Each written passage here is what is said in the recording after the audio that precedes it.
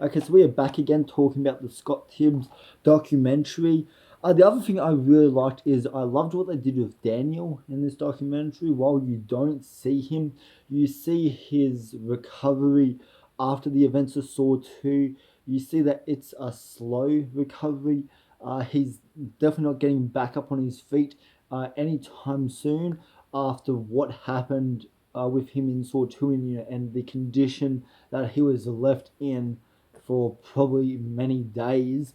And so yeah, it's obviously not going to be a fast recovery, but like a good thing is that he is getting the help that he needs, and he is being supported by his father, which currently isn't in the picture he isn't currently in the picture at the moment, but yeah, he has all the nurses and doctors around him to support him and to keep him healthy. So I really liked kind of seeing that current state of Daniel in the documentary, and kind of just seeing that continuation of Saw 2. So yeah, really like that. And yeah, you don't see Daniel, there's no voiceover by the actor, there's no appearance or cameo or anything like that. Yeah, you just see Scott Tibbs pretend to be a friend of Daniel's, just to get an interview. Because, yeah, as I said in part one, yeah, Scott Tibbs, he does just, go around, just like, he does go around, interviewing, cops and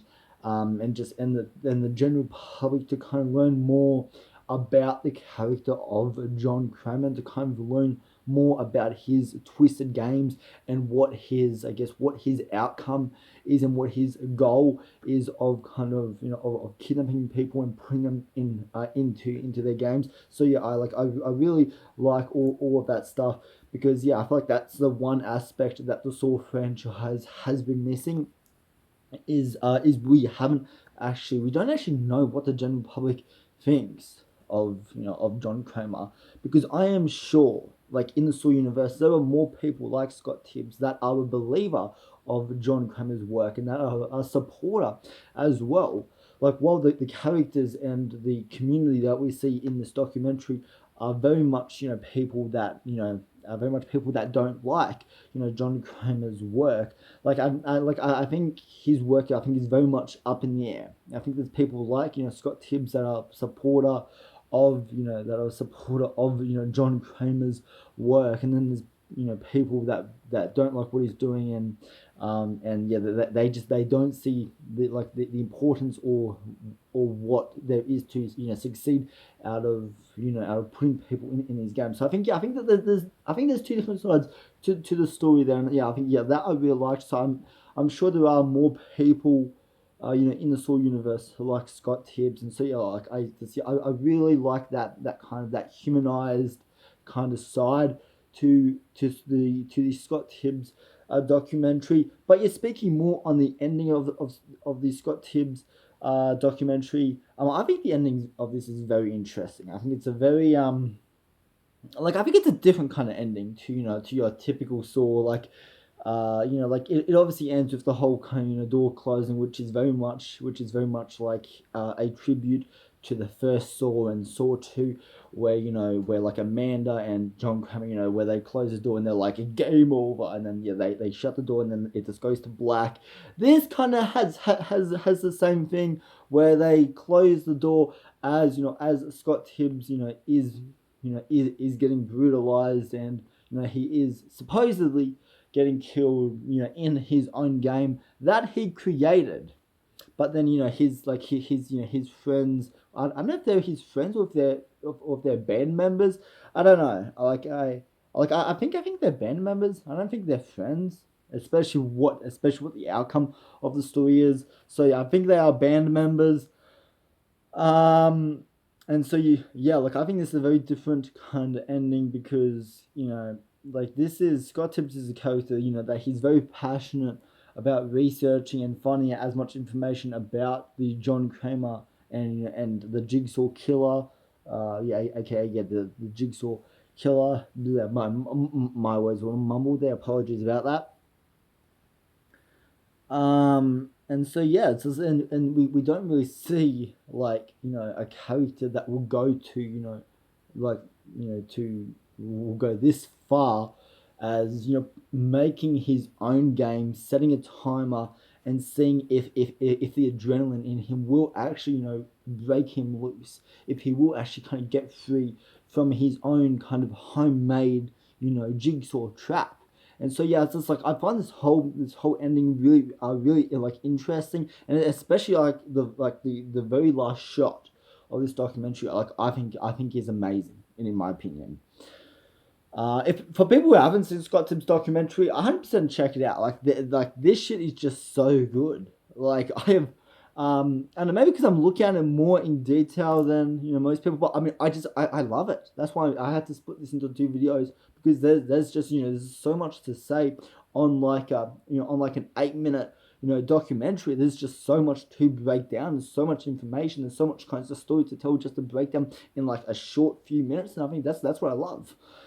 Um, yeah, like I think the last shot in this documentary I think is terrifying, because like it's one of those open ended endings. Like did Scott Tibbs die, or did he get out of his trap?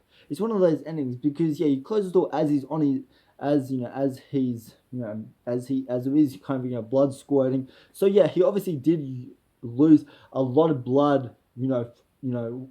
Throughout the trap. So like there is a possibility that he died, but there's also a possibility that he survived. I mean, yeah, just look at some of the other jigsaw apprentices that we have in the franchise. Like they have had to lose blood as well. Like Dr. Gordon, he had to cuff his own foot and all that. So I mean, yeah, like I feel like I feel like yeah, there's that possibility that Scott Tibbs, he could he could come back in like in Saw 9, Saw 10, and all of that. So like I think, while I don't hear many,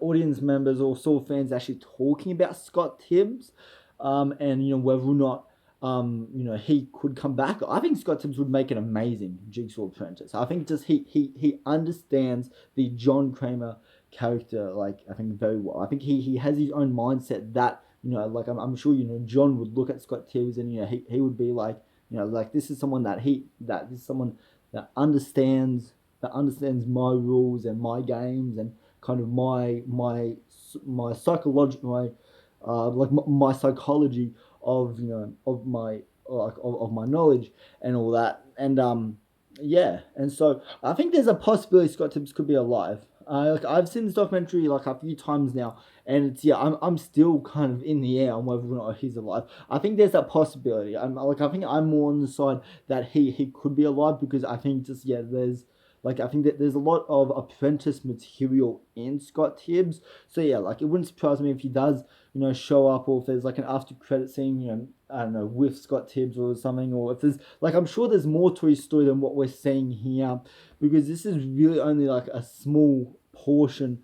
And I would love to see, if Scott Tibbs, did go on, to be an apprentice, what he would have done in, in Saw 3, Saw 4, Saw 5, Saw 6, and so on. Like I would love to see, kind of what he is, what he would have done and what he offers to the Saw universe. So yeah, but like that might just be me though. Yeah, that might just be me. Like some people might think differently, but yeah, no. Let me know in the comments. Yeah, what do you think? Do you think Scott Tibbs would make a great apprentice or not? Or do you think Scott Tibbs is alive or dead? Let me know down in the comment section down below. Let's have a discussion. Let's get the comment section rolling. But yeah, no, like as I said, I think there is just so much, there's so much to break down in this documentary. And it's so short, so like it's so hard to kind of look at and be like, and kind of break it down, like the way it does kind of, and just kind of expand more on the Saw 2 storyline, because I believe after Saw 2, yeah, you never hear of Daniels again, so it's good to kind of see him kind of, to kind of see like a closure for his character in this documentary. And I really like that, because yeah, Daniel was, like he was a great character in Saw 2. So yeah, so no, like I just yeah, I really like that closure, and it really comes to show that like the Saw movies are really good. Like you can kind of build that atmosphere, like you know like this documentary, it pretends Daniel is on the other side of the door, and it just like there's that extension of his story in this one, which yeah, it's I really dig. I love that shit. So Yeah, but yeah, no, like I think the ending of this, I think it's intense. I think it's I think it's gruesome. I think it's horrifying that someone would go to this, would go to would go this far to create a homemade, saw trap and all that. So yeah, I really dig this shit. So yeah, I really dig this documentary. I would be keen for Scott Tibbs to come back in, in Saw 9 and Saw 10 and so on. I would love to just kind of see a continuation, even though his character is a dickhead. Like, oh fuck, the amount of times I rubbed my eyes with the way he was kind of talking to people, because he's like, he's this big hot shot. He's like, he's in a fucking heavy metal band. Fuck off, mate. I mean, Jesus Christ. You have to be, yeah. Like, I mean, I talked about that in part one, so I'm not going to talk about it here. But yeah, his character is definitely a dickhead. So I feel like there is that kind of like holding back from the Saw director of kind of bringing back Scott Tibbs, just knowing what the fan base kind of thinks of him and all that. So yeah, but but now my opinion. Like, I think Scott Tibbs, I think he's still alive. I feel like he somehow would have got out of the trap. Maybe not, like he would have got out of it like losing quite a bit of blood, but then yeah, he would have his there would have been probably like band-aids or something, or like I don't know, stitches, or I don't know, like there would have been like a first aid kit surely somewhere in his room. So he probably would have used that, or something else. Like if he does come back, I'm sure they would go back to this documentary. But then yeah, that's the other thing as well, is I feel like the sort of directors, they can't rely on on just on the general public to have seen every special feature, and to buy like the special edition of Saw 2, just to watch the Scott Tibbs documentary. And so I feel like there's that, like, not many people kind of know about it kind of thing as well. And so I feel like that's the other reason why we will never see Scott Tibbs again, is because there's like the general public doesn't know about it. And I'm sure the majority of the Saw community does know about the Scott Tibbs documentary, but then I'm sure there's also some others that aren't familiar with who Scott Tibbs is.